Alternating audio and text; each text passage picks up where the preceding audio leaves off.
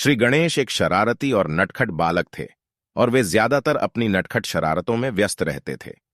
एक बार खेलते खेलते वे एक बिल्ली के पास जा पहुंचे और उससे शरारत करने लगे। उन्होंने उस बिल्ली को उठाया और उसे जमीन पर फेंक दिया। गणेश कभी उसकी पूंछ खींचते तो कभी उसके बाल खींच लेते और ऐसे में वह बिल्ली बेचारी दर्द से चिल्लाई। किंतु गणेश ने उसकी आवाज को नजरअंदाज कर दिया और वे उसके साथ तब तक खेलते रहे जब तक थक नहीं गए और फिर घर वापस आ गए। जब गणेश जी कैलाश पहुंचे तो यह देखकर चकित रह गए कि माता पार्वती जमीन में मूर्छित पड़ी हैं और उनके शरीर में अनेक घाव हो रखे थे।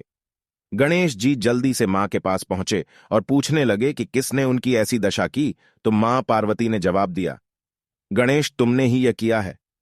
वास्तव में मां पार्वती ने उस बिल्ली का रूप धारण किया हुआ था और वे अपने पुत्र गणेश जी के साथ खेलना चाहती थी, किंतु बिल्ली के साथ गणेश का व्यवहार गलत था, जिस कारण उन्होंने अपनी मां को ही हानि पहुंचाई थी। गणेश जी को अपने इस व्यवहार पर दुहक हुआ और उन्होंने अपनी मां से क्षमा मांगी, साथ ही किसी भी जानवर के साथ स्नेहपूर्ण व्यवहार करने का संकल्प भी लिया।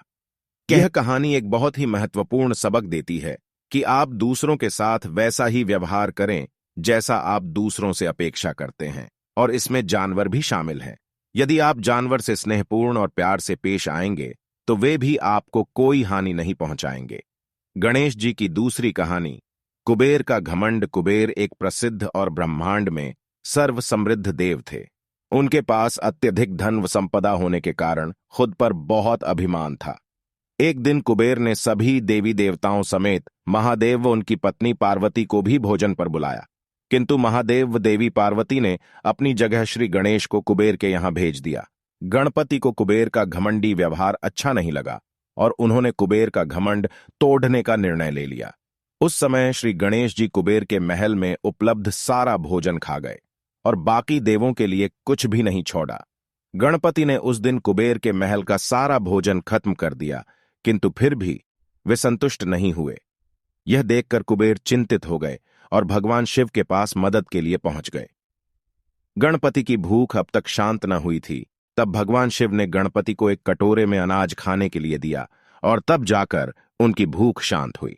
कुबेर को अपनी गलती का एहसास हुआ और उन्होंने अपनी संपन्नता को अन्य प्राणियों में बांटने का निर्णय किया। जय हो गणेश जी महाराज।